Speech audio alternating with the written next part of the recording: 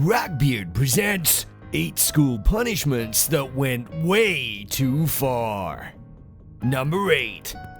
As far as the scale of inappropriate punishment goes, this one seems mild compared to the public humiliation of classmates voting you out of the classroom or having your hair cut off, but it makes the list nonetheless. Some schools have a padded room for kids with behavioral issues.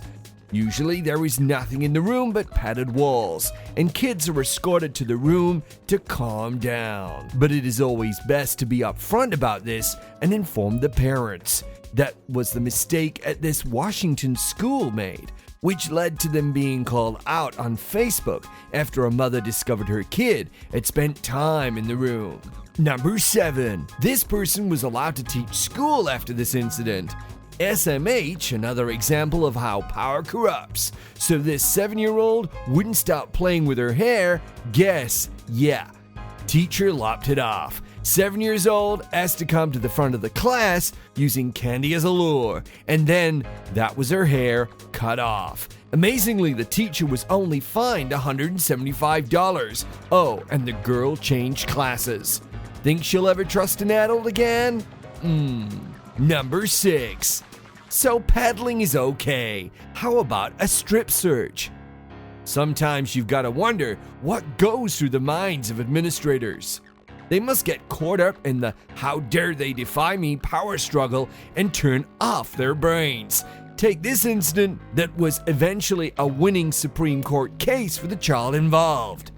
A 13-year-old was stripped and searched by the nurse. I guess that was supposed to make it okay, after she was accused of giving another student prescribed strength ibuprofen pills. Number 5. If only they would paddle kids like they used to, none of this school behavior business would happen.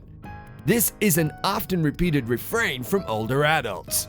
It turns out paddling is still legal in 33% of the states, usually presented as a choice to the miscreant, either some form of non-physical punishment, suspension or Saturday school, or licks with a paddle. Often the kid chooses the paddle. This is all on the books, but sometimes parents aren't made aware of how hard those paddles can be and complain about bruises on the backsides of their kids. Number 4.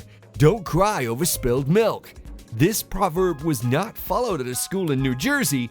The adults in charge didn't cry, and it wasn't milk, but it seems they got way too emotional over some spilled water and made the kids eat it off the gym floor.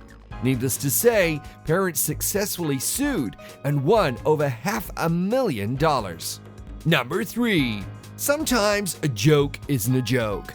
Maybe she should have stuck with her first profession. A former employee at a vet's office had brought a dog cone to school.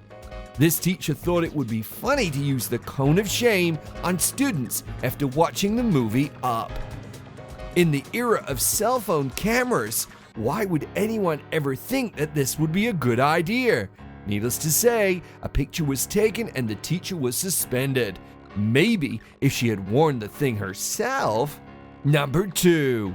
Bullying isn't just for kids anymore. In a "what was she thinking" story, or "how did she ever become a teacher," a special ed kindergarten student was sent to the office for his behavior.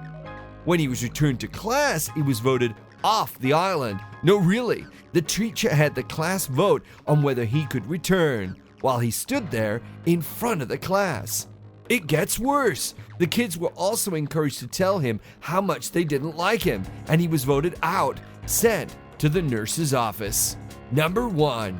American kids have it easy in so many ways. Even with all the examples on this list, nothing compares to this practice from China and the Philippines, where misbehaving kids are forced to kneel, sometimes for long periods of time, on peas, corn, or rice.